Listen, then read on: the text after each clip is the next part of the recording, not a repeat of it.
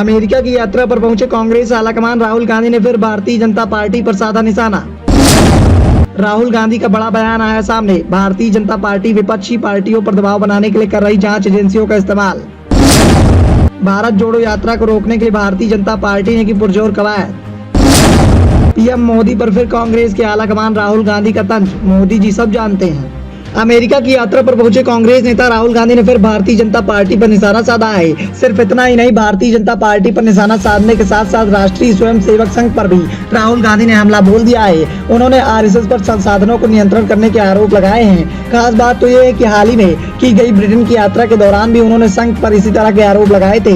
उन्होंने जांच एजेंसियों का इस्तेमाल का मुद्दा उठाया था और भारतीय जनता पार्टी को कटघरे में खड़ा कर दिया था। सैन फ्रांसिस्को पहुंचे कांग्रेस नेता ने इस बात के आरोप लगाए कि भारत में जांच एजेंसियों का गलत इस्तेमाल किया जा रहा है और लोगों को धमकियां दी जा रही हैं। कांग्रेस के नेता राहुल गांधी ने कहा कि भारत में राजनीति करना बेहद मुश्किल हो गया है। राहुल गांधी ने कहा कि भारतीय जनता पार्टी लोगों को धमका रही है और सरकारी जांच एजेंसियों का गलत इस्तेमाल किया जा रहा है। भारतीय जनता पार्टी के द्वारा लगातार चुनाव के समीकरण को साधने के लिए जांच एजेंसियों का इस्तेमाल किया जाता है। लगातार दबाव बनाया जाता है। विपक्षी पार्टी के बड़े बड़े नेताओं को टारगेट किया जाता है और बड़े बड़े नेताओं पर दबाव बनाकर चुनाव के मैदान को फतेह करने की रणनीति अपनाई जा रही है। इसी दौरान राहुल गांधी ने भारत जोड़ो यात्रा का भी जिक्र किया।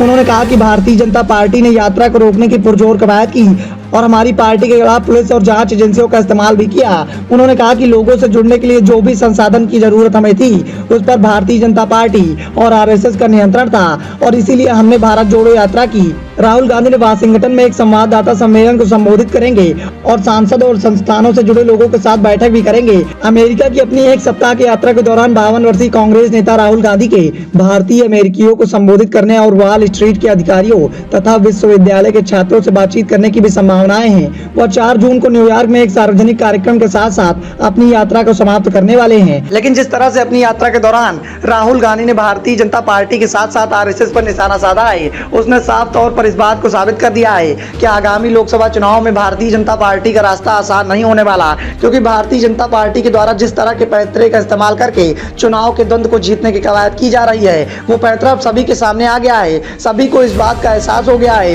कि कैसे जांच एजेंसियों का इस्तेमाल करके भारतीय जनता पार्टी चुनाव के द्वंद्व को अपने पाले में रखती है। अब देखना यह है कि जिस तरह से आगामी लोकसभा चुनाव से पहले लगातार विपक्ष मोदी सरकार पर हमलावर है, उसके बाद क्या मोदी सरकार का रास्ता आगामी लोकसभा चुनाव में आसान होगा और आखिर कैसे भारतीय जनता पार्टी के द्वारा नई रणनीति के तहत आगामी लोकसभा चुनाव में जीत का रास्ता तैयार किया जाएगा।